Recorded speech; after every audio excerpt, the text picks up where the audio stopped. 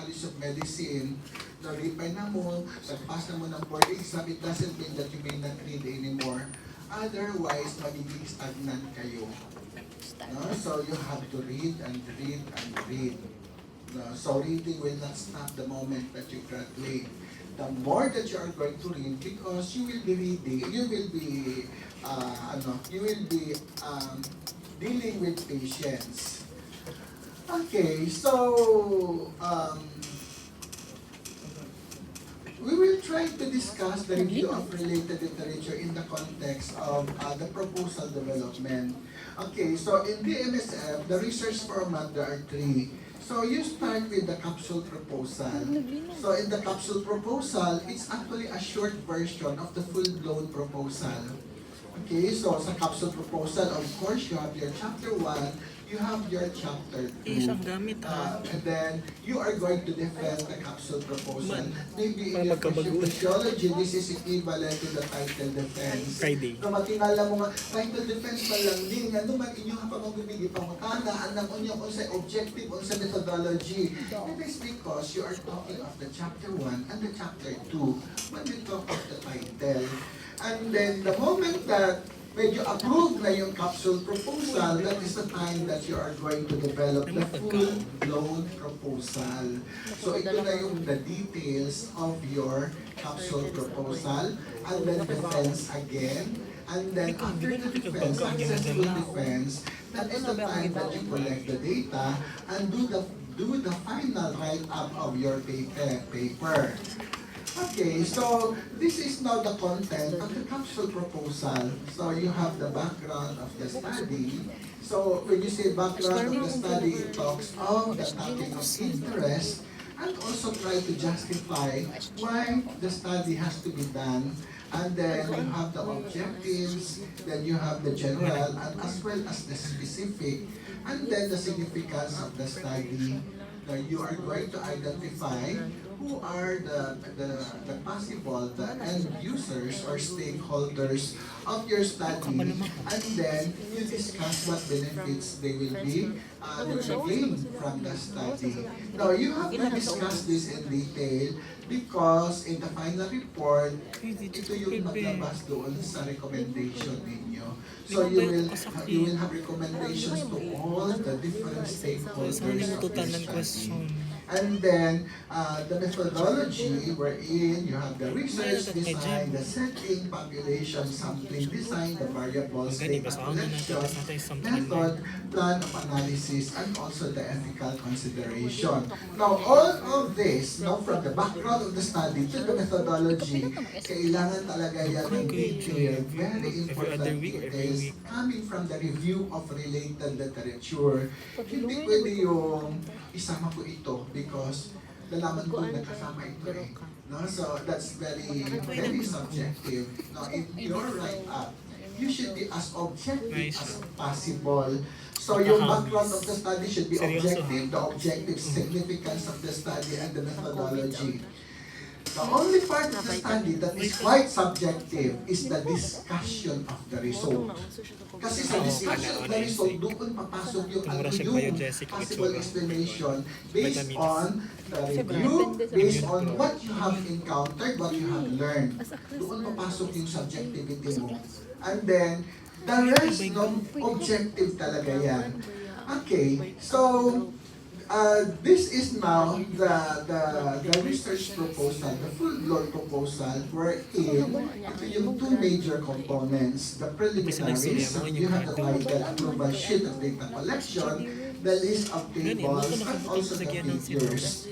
And also, the more important content is actually the text body, wherein you have the chapter 1 and the chapter 2.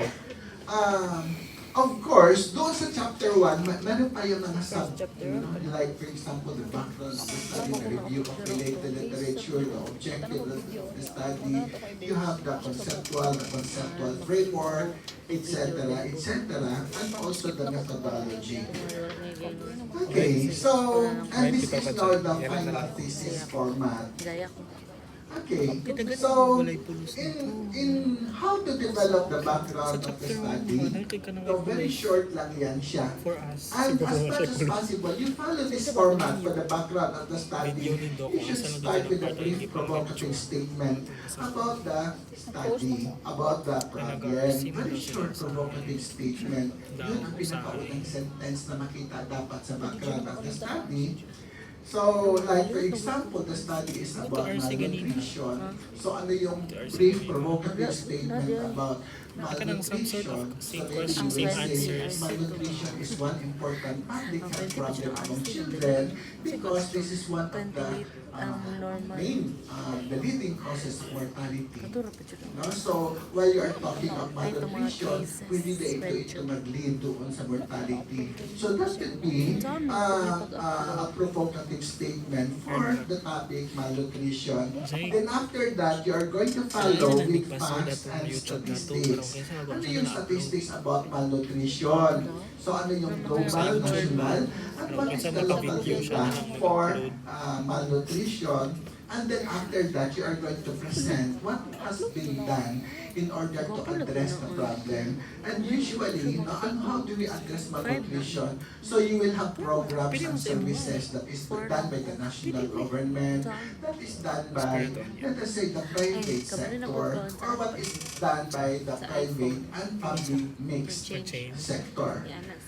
And then, you are going to discuss ano yung mga outcomes, no? So the programs and also ano yung outcomes for each program. Discuss that in detail kasi dyan yung magpasok yung ano yung gap ng study ninyo.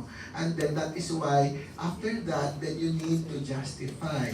Then you will say, even with the intervention done by the national, the local, still malnutrition exists, and that is the purpose why the study is being proposed. So you have justified already your malnutrition. And sometimes you may discuss also ano yung purpose ng study and significance, but not in detail because anyway, you have your the objective, you have also the significance of the study. And then, after that, then you have the review of related literature. So in the review of related literature, meron tayong mga techniques na ginagamit dito. No? So when you do write up, you may inventory. You may do inventory. That is the enumeration of literature with the storyline in the paragraph. No? So meron ka mga discussion about this, and then you are going to do inventory of who the literatures that were telling you about that story. Or you may do resonation. So you have many literatures telling you the same story. No? So many literature resonating each other. And it is very important. Why? Because one, when the story resonates, that means meron siyang backup. No, it's not only one source that is telling you about that study, but many studies. It even makes your argumentation stronger. Or you may compare result, you may contrast. No, bakit nag-contrast itong mga result? And you may find, you may discuss what causes that, bakit nag-contrast sila? Maybe different population. So, you may reinforce one topic with another topic, with another source, or you may debunk. And then you may converge, no? So meaning maraming mga literature yung i-discuss mo until you come up with a central theme. No? So maraming literature, and then meron ka ng central. You converge into main central theme, or you may diverge, you may do departure, you may argue, you may persuade. No? So all of this is coming from your review of related literature. That is why searching the medical literature is very important. Not only in doing research, but also when you would like to update, even with clinical advances, or even new technologies, kailangan ng mga research yan. So in order to keep abreast with what is current, the different, well, like for example, in different hospitals in Davao City, they regularly meet, they discuss. They assign one doctor, you discuss on this topic, and then together they discuss. You know, I've been invited many times. No? So mag-discuss ng mga doctors, and then you invite to nila because sometimes they want someone to interpret the statistical result. Madali lang yung, yung mga, you know, content, no? Madali lang yung mga content ma-discuss. But what are the statistics telling you about? Remember, when you read medical literatures, the language is statistics. Nandiyan si p-value, nandiyan si odds ratio, the risk ratio, and ano yung mga implications dito. Okay? But sometimes, no, so do not be so engrossed with statistics. No? Although statistics is very important, but there is also another very important discussion that is, we are not talking of the statistical significance only, but we are talking of the clinical significance as well. Kahit na hindi siya statistically significant, but like for example, you are talking of mortality, that only one mortality, hindi na yung statistically significant, pero well, may namatay, my God, no? So, anyway, doing research need to conduct extensive and exhaustive medical literature search, okay? So, there are types of medical literature. So, pwede tayong gagamit ng primary literature, meron tayong secondary literature, meron tayong tinatawag na tertiary literature. So, ano yung primary literature?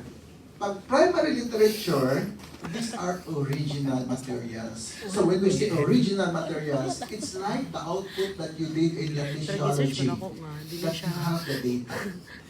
Okay? It is authored by researchers, contains original research data, and is usually published in a peer-related journal. Primary literature may also include conference papers, preprints, and also preliminary reports. No? So, like yung thesis ng student, primary literature yan. Okay, yung makikita ninyo mga literature dyan sa journals, medical journals, authored by researchers, primary literature yan. And then, the secondary literature, it consists of interpretation and evaluations that are derived from the primary literature. So meaning, marami kang mga primary literature and then you come up with one analysis taking into consideration all the analysis coming from the primary literature, example of which is your meta-analysis. No, kasi kung mag-meta-analysis ka, kunin mo na yung mga odds ratio ng lahat ng mga researchers and then come up with one odds ratio. And these are coming from all the odds ratios from the researchers. And then kung makita mo may mga malaking diamond, na maliit na diamond, yung may pinakamalaking diamond doon sa analysis, siya yung mas may maraming contribution doon sa odds ratio. Okay? And then, naituro na ba sa inyo yung mga, yung meta-analysis, at least passing? Wala pa? Hapon, pumananda po sa micro. Yes or no? Wala pa. Anyway, ano yun, daanan nyo rin yan, no? So, maraming mga meta-analysis dyan sa PubMed meron. Pero mas marami sa Cochrane. Sa Cochrane Library, puro mga meta-analysis yan. At that is a more powerful study than a primary one. Okay, so, ano naman yung tertiary literature? So it consists of distillation and collection of primary and secondary sources. Example, yung mga textbook ninyo. No? So, tertiary literature yan. So, the purpose of tertiary literature is to provide an overview of key research findings and also introduction to principles and practices within the discipline. No? So, primary, yung mga researches, original researches. Secondary, these are yung collection of, analysis of primary literatures. And the tertiary, yung mga textbooks. Okay? So, example ng primary literature. So, these are original research materials, dissertations, conference proceedings, correspondence. So, meron ang makita nyo ito sa New England Journal of Medicine. Makita din ito sa JAMA, the Journal of American Medical Association. And then, the secondary literature, so abstracting and indexing services, review articles, systematic reviews, that is the meta-analysis. Makita ito sa PubMed, the CINAHL. I forget the long name of the CINAHL, but it's for ang N is for nursing kasi ito nursing practice. And then the Cochrane Library and the Web of Science. And then the textbooks, marami sa inyo yan, malalaking at mamahaling na mga textbook ninyo. No? Like for example, the Goodman and Gilman's Williams Obstetrics. Okay? So, formats, there are different sources of information, and this depends on the type of information and the topic of interest, so that the format for literature search can be books, can be articles, can be websites. Let's start with the books. Ito ng mga libro, pwede mo na siya magamit. So, books can be a good source of information because they provide a general background and in-depth discussion of the subject matter. So, general background siya. And then, one major disadvantage lang ng book is that parang historical kasi siya.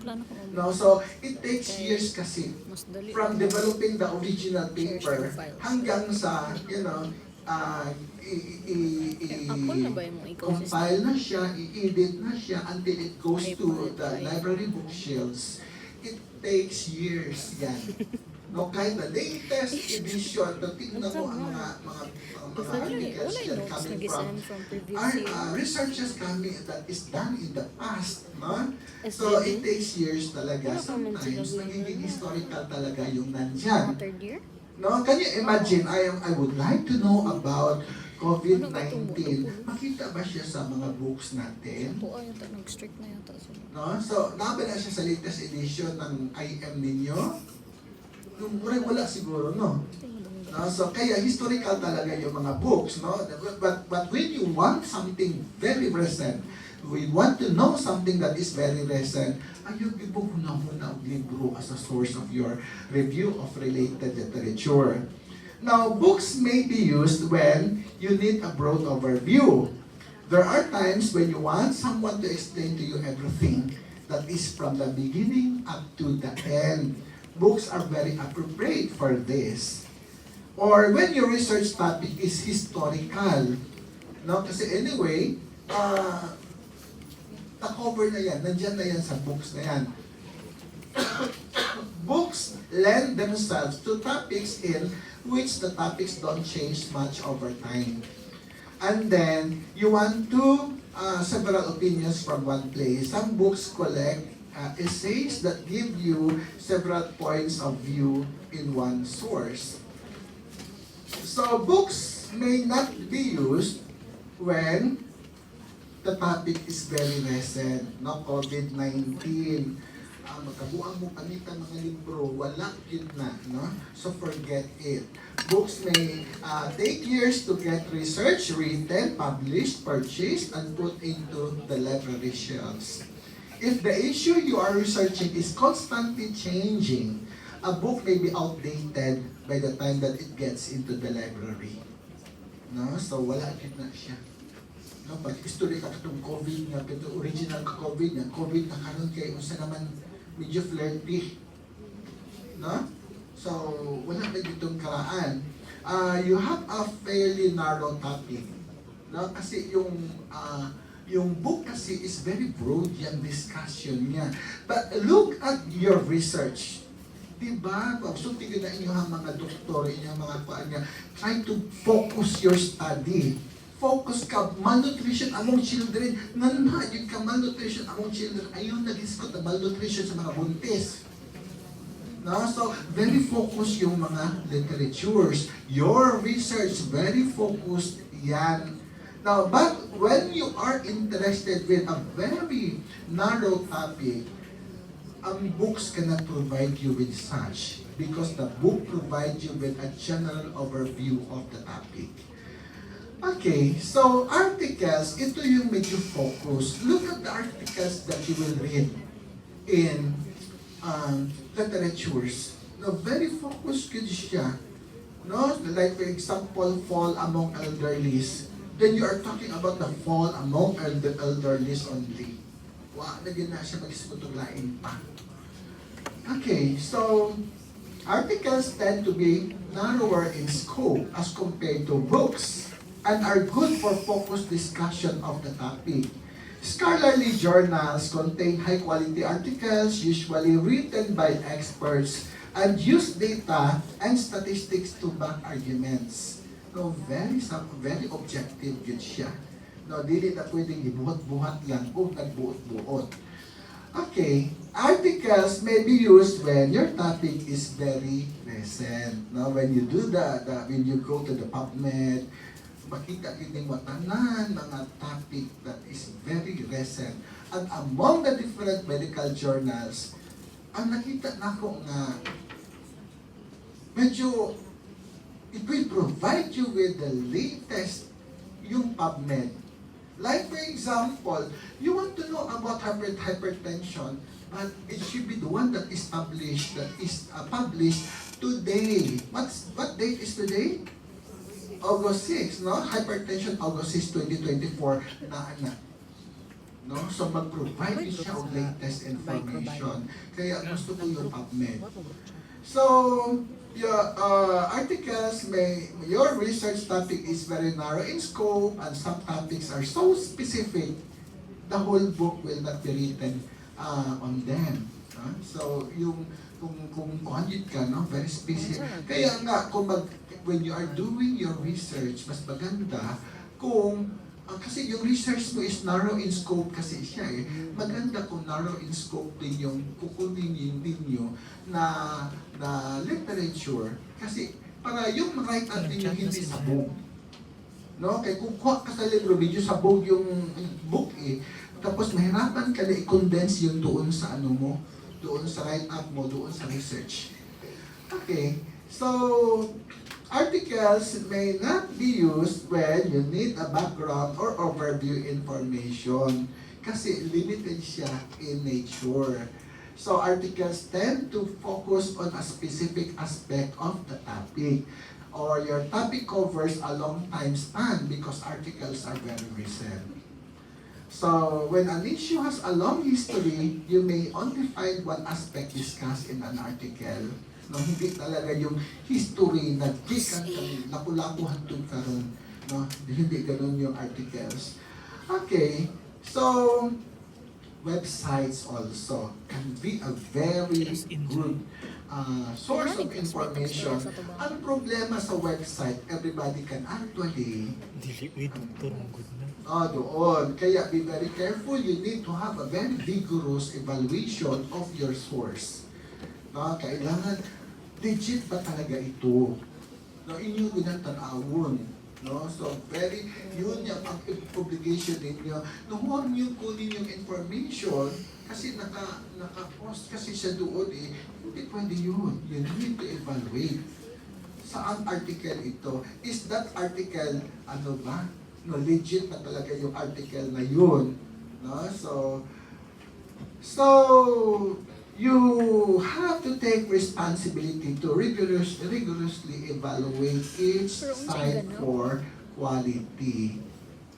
So, pwede yan, gamito na ito dahil yung tinaas yan diha. Okay. So, sources of information, you may start with clinical epidemiology. So those are the researchers, the researches done by, like for example, yung mga clinicians dyan sa hospital that they want to graduate in their field of, specialization. Kailangan nila mag-come up ng study. No? Individual na. Swerte ka kung payagan ka nga na kay partner. But in some cases, pwede man din yung may partner. But usually, it's done by one researcher. So usually, yung partner mo, nakagraduate na. No? Tinulungan ka lang. Pwede man mga ganun, may makikita man ako. Kaya lang, most of the time, done by one clinician lang yan. Kaya, so please, kung if you have all the chance that to learn how to do research while you are still a student, please do it.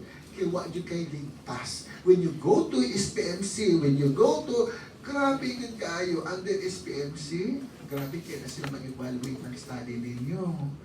No? So baliktad-baliktarun yun na ninyo ha mga study, especially kung inyo na ng iba, no? Especially kung ethics na review, tanaw din na tanan, no? So you start with clinical epidemiology. These are the researchers done in the hospital. This will improve the, medicine, the evidence-based practice. It will improve your knowledge. It will improve practice, no? So it's evidence-based, and then it will also improve your practice. No? So ito yung component ng the components of the evidence-based practice. No? So, you have, yung mga components nila? No? So, you have the best research evidence coupled with clinical expertise. But not only that, kailangan ninyo i-consider ang patient values. No?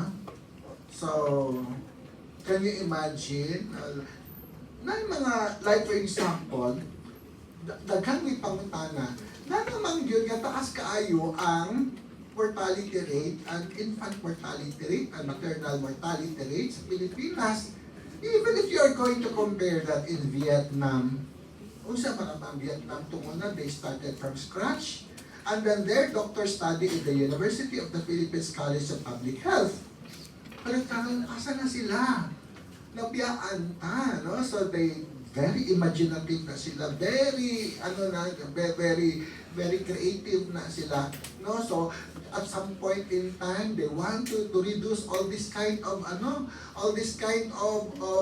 mortalities to the point na kailangan mga inahan to sa bukid, maghimot ang mga midway houses, ipanawag until all of the infant pregnant women should deliver in medical facility. Ato ang taas ng gihapon ang mortality. Taas ng gihapon ang mga nagdoon sa bahay.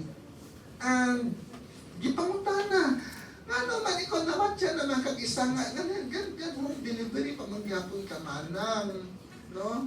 Anong sinasabi? When they do it at home, nandyan ang support ng family, na si husband, na ang mga anak. They have this kind of humanizing and the womanizing experience. Kay usay mo, anak mo gusto naman, nandito sa hospital, singitan man ko, bikak ka! No? Mga anak sila, kailangan ka nanganak diha. No? Is there a humanizing experience there? No? So, daghantay kulang actually, but this came up in, in qualitative studies. No? So, that means, kung gusto nyo ka, no? Best, ma-improve ang tanan, you need to actually consider patient values. No? At yung kamad to, kanang, anas baby, with na ka sa bukid, no? Have you made your poop already? So, maganda ka, no? Marami sa Makati, Tagalog, pag yun, Makati na ano. No? So, please adjust. That is why, very important also, that before you graduate, you go into community medicine, you go into the different communities. Make it as a very challenging experience for you. No? So, ayaw ka po, assign ako nga sa bukid, uy, gipapuyo ko yung balay nga naibustot ang bongbong. No? Ayaw, make it as your experience, a very learning experience for you. Now, imagine, it happened to my cousin, hilak siya ito bang anak ko, na kasabaan daw siya sa doktor, anak, kaya nga no, ang iyang papa, the mother is my auntie, so sa yung husband, no, my uncle, diabetic foot, kailangan putulin, tapos, nasuko ang doktor, kasabaan yun sila. Ganun ka naman nag-aning-aning. Kaya ang doktor ba? Hilak siya. Eh ko, sige, ubanan pa ka. Ato sa hospital. And then, when I saw that doctor, I told him, Dok, what happened? Yun siya nga. Karoon mamugun na gitala. Yung sa akin, karang putlo na ng tiilan na. Isultan ako siya nga. Sabta ang pakawal ko. You know what, when you are in the community, i-priority ba nila ang ilahang kwan? I-priority ba nila yung nagsakit ko, kailangan matukngan to, if fever na fever alone means a lot. Pwedeng daghan pwedeng daghang complication for that. Pero ay fever man na, unaw na to ang pagkaon. Nag-complicate na yung tao ng pasyente, no? Pero it's actually a question of priority. Pagkaon yun ta. Nabiyaan yung tao ng health.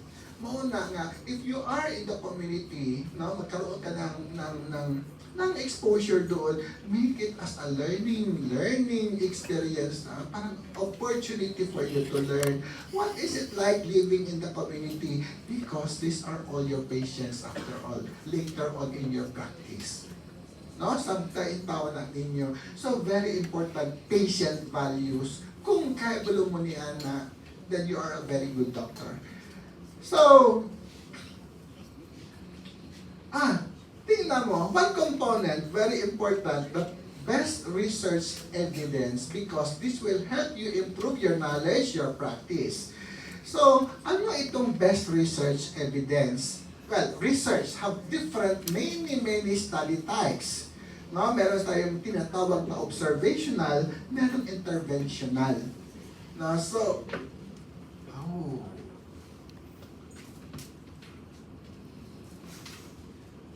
anyway, so you will be discussing about all this, no? Kaya mga case series, cross-sectional case study, cohort study, all of this, you will be discussing this ngayong semester na ito. Okay, so too early for me to discuss all this, but any study design that is not hindi siya randomized. Meaning, randomized kasi experimental yan. Any study that is not randomized, not experimental, it is observational study design. Sa observational study design, ang pinakababa talaga is the case series and the case report and the case series. And dito sa case report and case series, it is a detailed discussion of the profile of the patient, the demographic as well as the clinical profile of the patient. This will generate a hypothesis. And then, of course, you want to learn more about the topic of interest, and you want to determine relationship among the variables. Then you go up the study design, you go to the cross-sectional study design, trying to look at the relationship of the disease and the other factors in a single point in time, and then case control and cohort study design. And ito yung pinakataas talaga. The cohort study design can establish at least, no? So the exposure comes first before the occurrence of the disease, so that you are able to determine a cause and effect relationship. But this is not, the cause and effect relationship here is not definite because there is no randomization. this is actually the RCT or the experimental, the one that can provide you with a definite cause and effect between the exposure and the disease, the outcome of interest. Okay? So ito yung makaprovide ng definite cause and effect relationship. Okay? So that when you would, in your review of related literature, and you would like to argue on a definite cause and effect relationship, then you get the literatures coming from, that is RCT, the randomized clinical trials or the experimental study design. Because if you get your review of related literature from any of the observational study design, dito, it only provides you with, it only suggestive, a very suggestive cause and effect relationship only. No, so, pero hindi siya makaprovide ng definite cause and effect relationship. So ito yung talaga yung makaprovide yung experimental or the RCT. Uy, noon sa mali. Okay, so trial designs. We have primary and secondary research. No? So in terms of hierarchy of the different study designs, yung pinakababa, yung case series and case report. Na as you go up until you go to the randomized clinical trials, ito yung pinakamaganda talaga. The randomized clinical trials can provide you with a definite cause and effect relationship. But higher than that randomized clinical trial is your secondary research, the meta-analysis. Siya yung pinaka talaga, no? Kasi yung meta-analysis is coming from all the observational study designs and the experimental study design. No, siya yung pinakamaganda na source of literature. And hierarchy of evidence, no, the evidence is best among the meta-analysis and the systematic review researches. No? So, pinakababa yung expert's opinion. Dok, unsa masulti mo ani dok maghatag sa opinion, no? So, magulang lang na siya sa chismis. No? So, you need an evidence. Kailangan ko ang ebidensya, where is the write-up? Yun na siya permi. Kung wala gani, sa akong practice, man lang na. So, magulang na yun sa chismis. No? So, yung expert's opinion. And the highest is when you have the meta-analysis and the systematic review. Okay, in terms of the level of evidence, no? Yung pinakababa, the expert's opinion here, siya yung may pinakamalaking bias. And the bias becomes less as you go up the study design. No, mababa masyado ang bias dito sa randomized clinical trial, it becomes zero, much more among the systematic reviews of the randomized clinical trials. Kasi meron tayong systematic review of cohort studies, systematic review of case control studies, systematic review of case series, cross-sectional study design. Pero ang pinakamaganda talaga sa systematic reviews, yung sa RCT, the randomized clinical trial. Okay, so searching the medical literature using PubMed. So, case number 1. So, ano itong case na ito? Si case number 1, a 45-year-old man presents with a 10-month history of burning epigastric pain that has not improved with proton pump inhibitor. Findings on upper endoscopy are normal, but Helicobacter pylori serology is positive. You ask yourself, in patients with non-ulcer dyspepsia, does treatment of Helicobacter pylori improve symptoms? No? So ano si patient? Patient with non-ulcer dyspepsia. So disease of interest here, no? Those with Helicobacter pylori, if you are going to treat that Helicobacter pylori, will it improve symptom? No, yun yung tanong natin dito. So, how are you going to search the literature about the question of interest? Now, when you search the literature, yung guide natin dito is PICO. No? PICO, the P-I-C-O. So, patient or the problem, kinsa man ang patient. Unsa man ang intervention, unsa man is there a comparison, and then unsa ang outcome. So, like for example dito, PICO, patients with non-ulcer dyspepsia. No? So, ano yung P natin? So, let's say problem, Helicobacter pylori, that is the problem.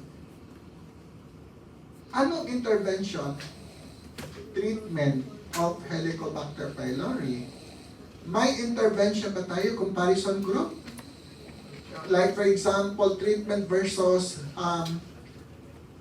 placebo? Wala.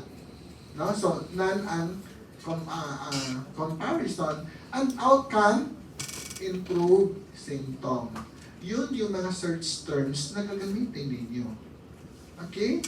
So, the patient problem will be non-ulcer dyspepsia, and then intervention, treatment of Helicobacter pylori, and then comparison, there is none, no treatment at all, and then outcome will be improved symptoms. So, yun yung mga search terms na gagamitin natin.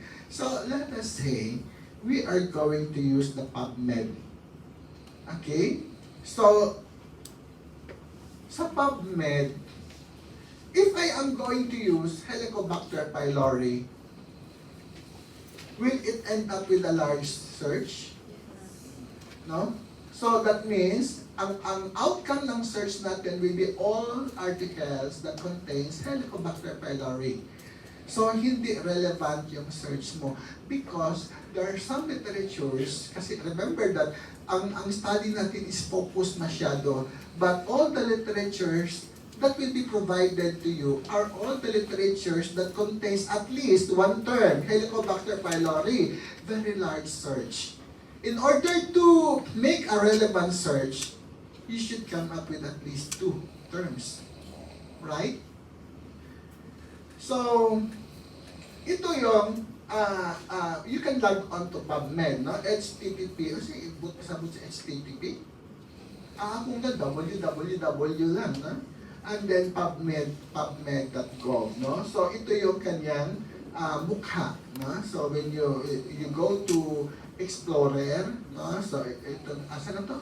PubMed, yan, no? So, ito na yung kanyang mukha niya. And then, ito yung search box dito, no? So, dito mo ilagay si Helicobacter pylori. And then, pag search mo, usually you will end up with 20 studies per page, no? Pero ngayon parang 10 na lang yata.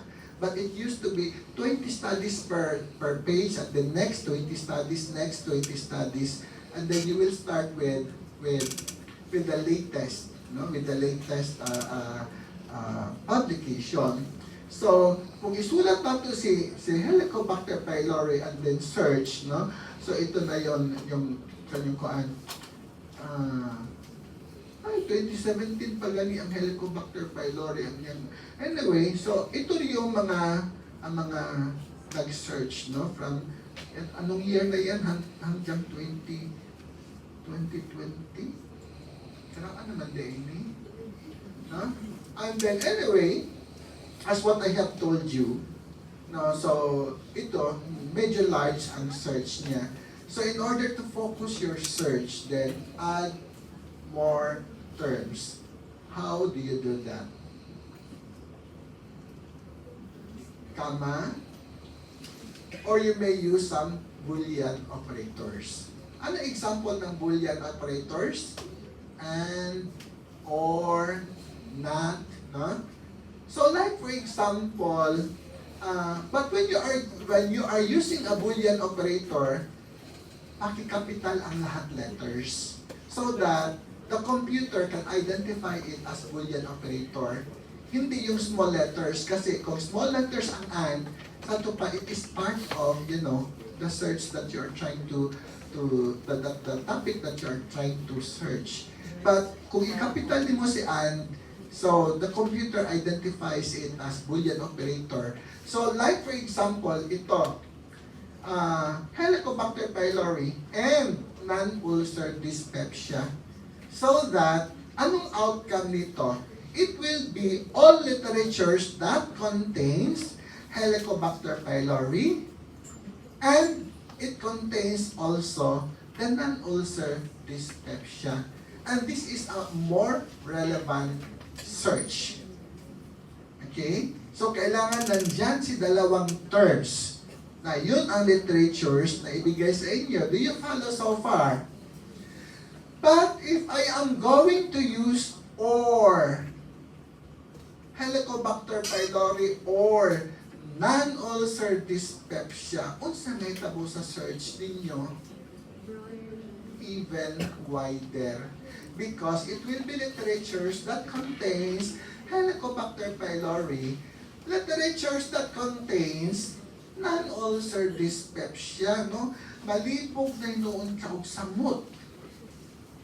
Diba? Mas makalibog siya. So, but, when it is and, klaro kayo na, it should be a literature that both terms should be present. So, more relevant siya. Be very careful when using the term not. If I say, hypertension among non-smokers.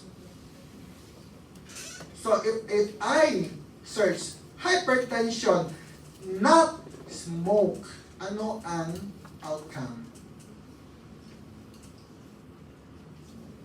My topic is hypertension among non-smokers. And then when I search, hypertension, not smoke. So it will be all hypertension topics among non-smokers only. Right? Is that correct? Tama ba? Naminaw ang uban, wala. Actually, kanina na, yung pinagong kasi istorya niya nakita ko. Okay. So, when it is hypertension, not smoke, ano ang outcome? Okay, it should be hypertension study among those who do not smoke. Tama ba? Okay. Be very careful when using not. Because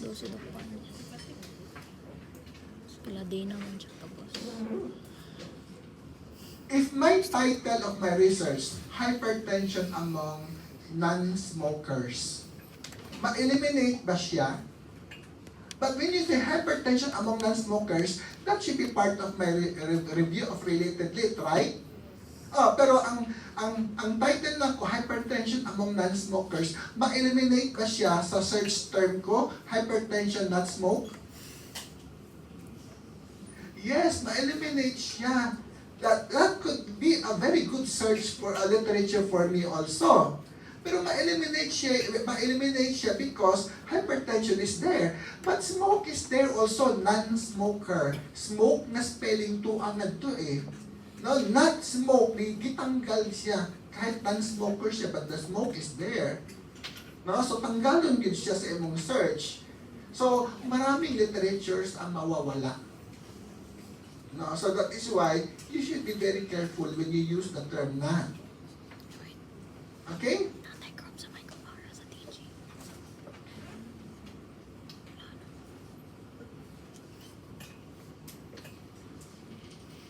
So, dito sa PubMed, may mga limits tayo. Like for example, hypertension among women. Or hypertension among women of reproductive age. No? Pwede mo siya malagyan ng mga limits. No? So, doon sa gilid, may mga pull-down menu yan sa gilid. No? So, like for example, dito, gusto ko ang akong panitaan mga clinical trial only for the past 1 year. No? So, but if I am going to, dito sa kilid, ito, Helicobacter pylori, and then also dyspepsia ito. So, like for example, i-press ko ito sa additional filters, pasok tayo dito. So, ito may species pa, no? So, language o sex, gusto mo babae o lalaki, and then subject, journal, and age, no? So, dito yung mga ano niya, no? Mga, para mas mabilis yung ibigay na kaagad yung mga literatures for you, no? Hindi na Helicobacter pylori nga puting daghan na. Pero kung lalaki na akong gusto nga study, so sa mga guys lang ang ihatag sa inyo, ha. Tanggalo na si babae. Okay? And lalo kayo, when it comes to computer, mas hard book sa kuha, no? Magpulang ba ako ng 60? Kaya kamo, mga younger generation, mas hard mo. I know you are more medyo imaginative, no? As compared to us. Okay, case number 2. An 82-year-old man with a history of gastrointestinal bleeding from arteriovenous AV malformations presents with hepatocasia, anemia, and orthostism. He was previously found not to be a surgical candidate, and you wonder about additional therapeutic options when your colleague mentions estrogen therapy. You are unaware of the evidence and ask yourself, in patients with recurrent gastrointestinal bleeding due to AV malformations, does hormonal therapy result in fewer episodes of bleeding and fewer transfusions than treatment with placebo? So, ano ang disease of interest dito? It's about AV malformation. No? So, ano yung AV malformation? The arteriovenous malformation. So, pag isuwate mo sa AV malformation, it may not give you a result at all. So, just like, tunguna to siya, no? So, cancer is a well-studied area. No? So, very extensive yun na area. To the point na, it will be impossible kung wala study sa cancer. No? So, but using that Cochrane library, and then you type cancer, walay ihatag sa imo, there is no study about cancer. Okay? Why? Because there are some literatures, and you know, dagan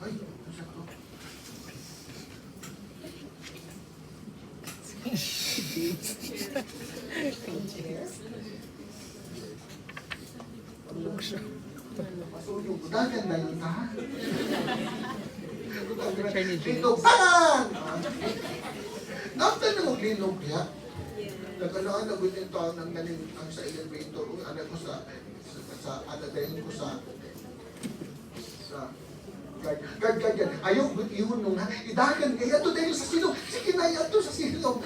Dali ito sa silong, gawas dahil ko. Hatlo ka na nung ganaan na ito sa suit elevator. Na-try na mo diha? Wala, sir. Ayaw mo pangandoy. Pag-panic yun mo. Anyway, pero dito, na-try nyo na maglinog sa paan. So, anong ginawa nyo? Wala lang? Wala. Wala, gumana ka na ilalong diha. Wala. Di na rin ang training ani. Doctor din naman. Kinsa din ito ng sector. Nag-ipas kayo? Ay, oo, no? Mag-ipas. Wala dahil sa teacher. Ipatayos kay kapag mag-imok. Honest, di ba Kapag to? mag-imok exams, uy. Nakapag po mag-study o balik.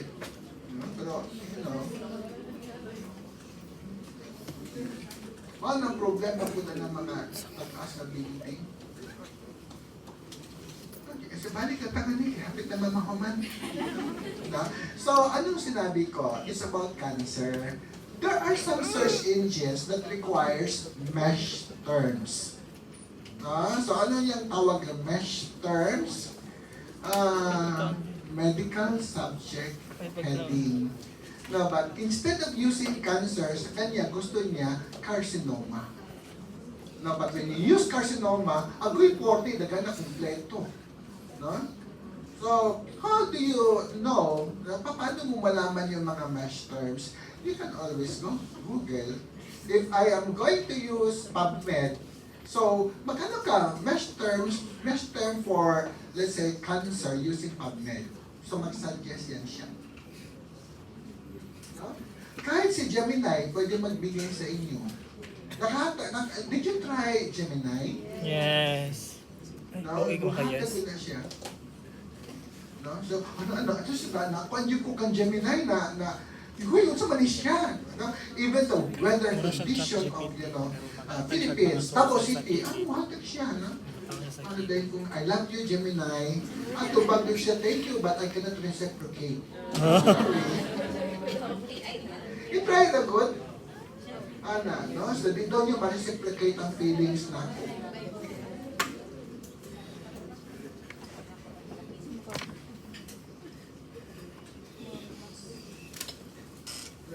Sa akong kaugalingon, kawan niya na-reciprocate.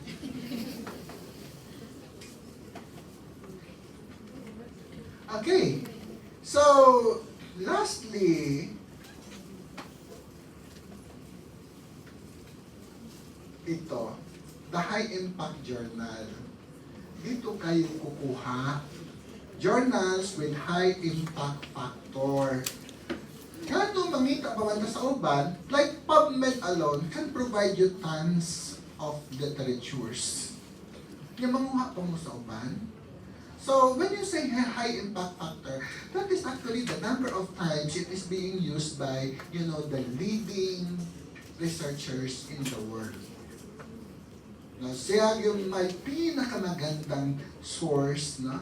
So it's a peer-reviewed journal na di yun makasulod diha kung ang imong study Jay. parang Nagpapaglit is man. poorly done, not evaluated well. Pagka-case. Dili na mag-publish kung ang imong study wala ni agi o kanang mga ethical review board. And not just an ethical review board, kailangan na-agree ka ng level by level man na siya. No?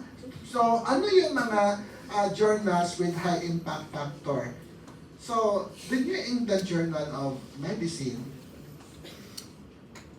daghan na diha, no, tons of literatures dyan. The Nature, Lancet, the British Medical Journal, Annals of Internal Medicine, the JAMA, no, something that is not mentioned here, na yung PubMed. Itong sa atin, sa library. Anong pangalan, anak? So, maganda na source yan. Yan sa library na meron tayong journal source. Gamitan ninyo. Ayaw na mo basta-basta, kahit na sabihin ninyo na Google Scholar ito kinuha, ang pangutan ng asa na journal na. Tatay funds for research. No? But kung kinuha nyo lang dito, Kaya na to pangayuan then sa- medyo safe tayo. No? That sa maganda share yung pa. article natin. Sa tanan sa tong grupo, may katawtay pang bayan. 1K per. And also, Pwede na ito gamitan ipang gasto. Ay, wala. when you do your RRL, palihog lang, do not copy and paste. Duduyo. Ano man, Please do not copy PCR. yes, that is not your work. At least man lang imuha lang yung effort na imuhang i-paraphrase. Kung man, wapag yun di parang copy and paste pag yun, pwede mo madimanda agad. Okay, so please do not copy and paste. Yung iba, ang ginagawa nila, copy and paste, and then go to AI. No? Yung chat ChatGPT. GPT, kaya ano, paano kayo kaya abang mga kasuwat ko eh? Na? Ano? Ay, di na ako mag-mention na. But it's as output of the student na basa-basa. ChatGPT, klaro kayo. Maklaro ba yan? Actually. Pero pag tanong nga, medyo minsan mo, gani kami ang kay effort ni sa estudyante, na mas ganahan pa ko ano to. Kasi ano ko, wala yun, no? Parang di siyang kung sa skill pa flawless. Grabe. No, magkano ko makuha makasulat.